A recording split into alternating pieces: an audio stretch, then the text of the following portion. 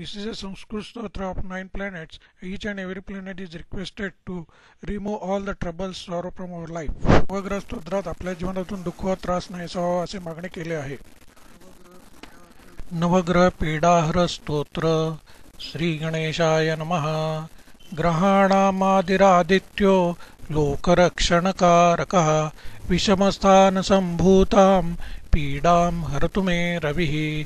रोहिणीशः सुधामूर्ति सुधागात्रः सुदर्शनः विषमस्थान संभूतां पीडां हरतु मे विधुः. भूमिपुत्रो महातेजा जगतां भयकृत् सदा वृष्टिकृत् वृष्टिहर्ता च पीडां हरतु मे कुजः. उत्पातरूपो जगतां चन्द्रपुत्रो महाद्युतिः सूर्यप्रियकरो विद्वान् पीडां हरतु मे बुधः.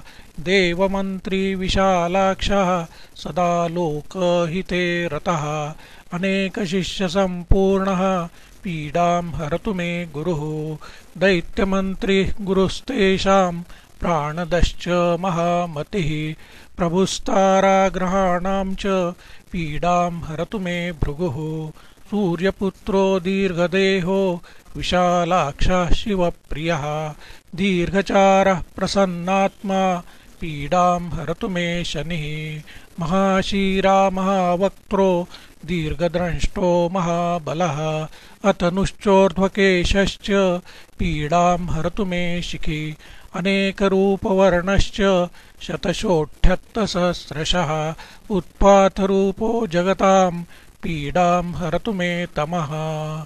इति नवग्रह पीडाहर स्तोत्रं सम्पूर्णम्.